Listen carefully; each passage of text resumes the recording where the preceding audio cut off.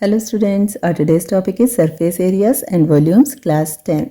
And today's question, two cubes each of volume 64 cm cube are joined end to end.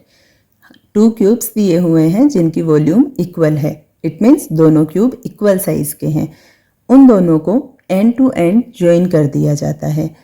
अब result में जो cuboid बनता है हमें उसका सरफेस एरिया फाइंड आउट करना है.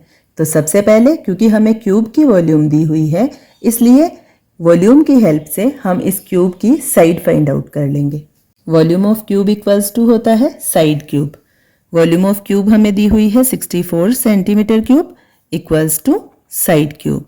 अब 64 को हम लिख सकते हैं 4 cube equals to side cube. Exponent and powers वाली एक्सरसाइज में हमने सीखा है कि जब पावर्स इक्वल होती है तो लेफ्ट हैंड साइड और राइट हैंड साइड के इक्वल होने पर बेसिस भी इक्वल होते हैं. इट मीन्स यहाँ साइड की वैल्यू हो गई 4 सेंटीमीटर. अब जब हम इन दोनों क्यूब्स को एंड टू एंड ज्वाइन करते हैं उस कंडीशन में जो लेंथ और विड्थ है इनमें कोई चेंज नहीं आएगा. ये 4 सेंटीमीटर ही रहेगी. लेकिन जैसे ही हम एक क्यूब के ऊपर दूसरे क्यूब को ज्वाइन करेंगे तो ये क्यूबॉइड बनेगा और इसकी हाइट जो है वो चेंज हो जाएगी. फर्स्ट क्यूब की हाइट 4 सेंटीमीटर है, सेकेंड क्यूब की हाइट भी 4 सेंटीमीटर है. तो रिजल्टिंग क्यूबॉइड की हाइट हो गई 8 सेंटीमीटर. अब हमें यहाँ फाइंड आउट करना है रिजल्टिंग क्यूबॉइड का सरफेस एरिया.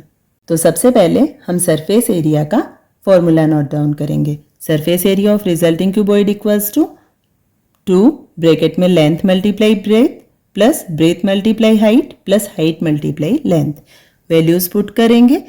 2 लेंथ हमारे पास है 4 मल्टीप्लाई ब्रेथ भी है 4 प्लस ब्रेथ हमारे पास 4 है, हाइट का मेजरमेंट है 8 प्लस हाइट 8 मल्टीप्लाई लेंथ है 4 ब्रैकेट क्लोज.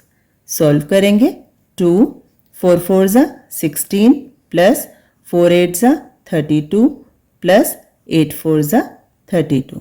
ब्रैकेट को ओपन करने के लिए तीनों टर्म्स को ऐड कर देंगे. सम हो गया 80. Therefore 2 multiply 80 and final answer is 2 multiply 80 equals to 160 centimetre square.